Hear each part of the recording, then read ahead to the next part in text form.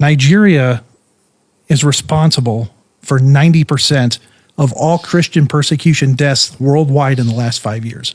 Did you just hear what this man said here?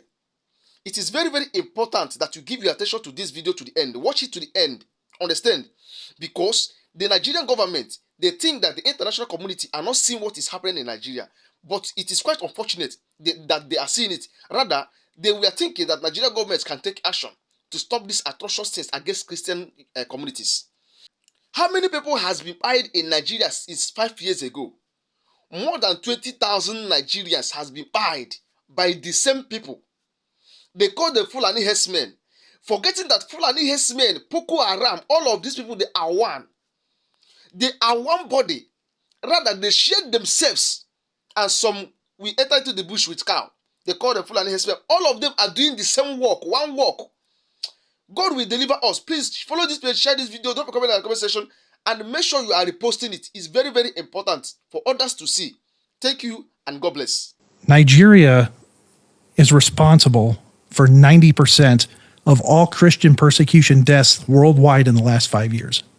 Yeah, it's just incredible. And no one hears about it. No one's talking about it. You know, that's one of the things that I learned reporting on this is that on the very day that 9/11, that the attacks happened in the United States, the same people who were on those planes, and I mean in the sense of they were carrying the same flag and they were saying the same slogans and they were standing for the same ideology, walked into a village in northern Nigeria and massacred over 200 Christians. And that village was called Rankum, and it was renamed in the language of the Fulani. They took that village and they renamed it Mahanga because it is essentially the command and control center of this genocide. The interesting part is that the Nigerian government knows it.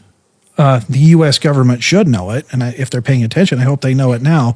But this is where the majority of terror attacks are staged and launched from. And like I said, everybody in Nigeria knows where it's coming from. They see the terrorists coming in and out of Mahanga.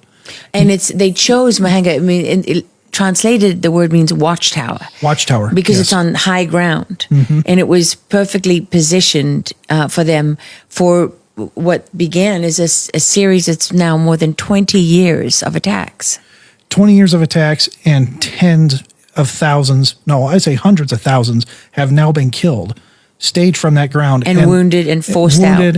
Now, let's talk about the people that are still alive. They're now in camps called IDP camps, which stands for internally displaced person. And we estimate that there's between 3 to 5 million IDPs right now. These are Christians without homes, without villages, that are living in camps. These are people who've been robbed of everything they had, who've been forced off their land. The Nigerian government won't even acknowledge their existence. No, they won't acknowledge their existence, and this it's a double-edged sword. When the Nigerian government doesn't recognize an IDP camp within their own country, that means there's no UN, that means there's no Red Cross, that means there's no other NGO, official government organization, USAID, or what used to be USAID, means those people get zero help if the Nigerian government doesn't establish and say, this is an official camp. And we know that Nigeria government only recognizes 40% of the camps that exist. So that means 60% of these millions of IDPs get zero help from the outside world.